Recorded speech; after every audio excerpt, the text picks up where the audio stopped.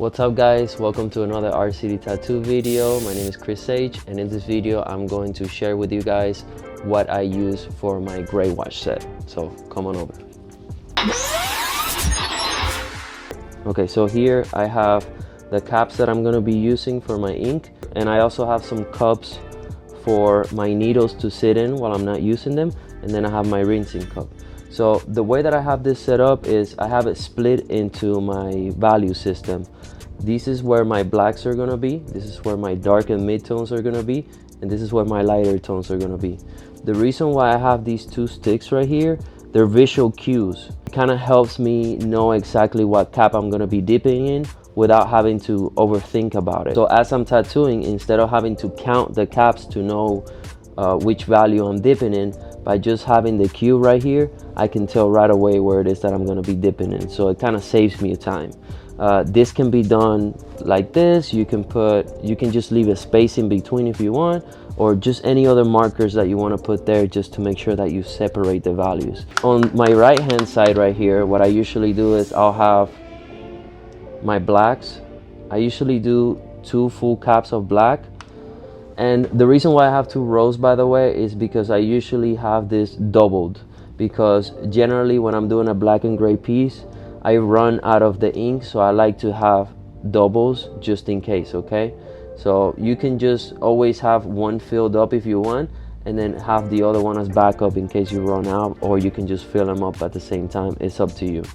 So I have my blacks here, and the reason why I have 2 blacks is because this is gonna be my purest black. This black I'm gonna be dipping into my darker tones, so it's gonna get diluted a little bit, so it's not gonna be full black. So it's good to have one that's just gonna be clean, and then one that's gonna get diluted into other values. And then my next cap is going to be 20 drops, and then the next one's gonna be 10.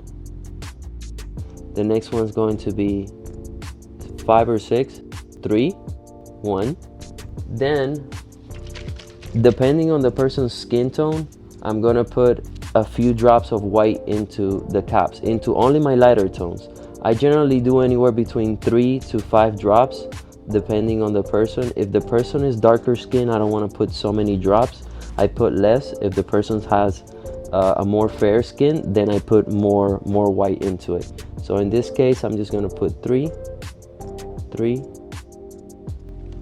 And you may wonder what I'm gonna do with the rest of the caps. I have 2 empty caps. One is just gonna be, oh, by the way, so I'm going to dilute this ink with just my regular green soap mix that I use to clean the tattoo.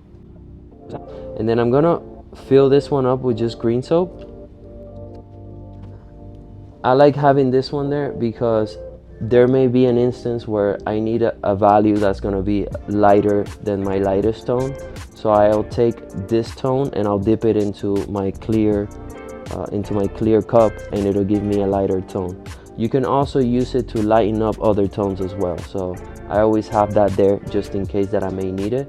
And the last one, I don't use it right now. I only fill it up towards the end so I don't stain it. But this is going to be my white. Okay, so essentially you have your darks, your blacks, your darks and mid tones, and then you have your lighter tones here. You can basically separate this in any which way that you want. The number of drops that I use are very specifically to the way that I like tattooing and the way that I like my tattoos to look. And I've come up with that number because I wanted to make sure that I have solid blacks. I want to make sure that I have dark solid mid-tones, and that every tone is separated from the next tone. So if you notice, there's a big jump from the light tones to the mid-tones. It doubles. From the mid-tone to the dark tone, it doubles, and then obviously the black most likely doubles as well. But then these tones also double up. They go 1, 3, and 5. But there's a little bit more subtlety in between them, so I can get more variation in my light tones, because that's where a lot of the information in the tattoo happens, and a lot of the subtleties, and it just makes the tattoo softer when you have more tones. But you want your mid-tones to be very strong, because by having strong mid-tones, the mid-tones is where a lot of the information happens in the image that has to do with like texturing and shadows and different shifts between dark and light. So it's good to have dark mid-tones, But again, all of this is variable and you can do it according to the way that you like tattooing. Maybe you like darker midtones, maybe you like lighter midtones. It really depends. Maybe you can work with less cups.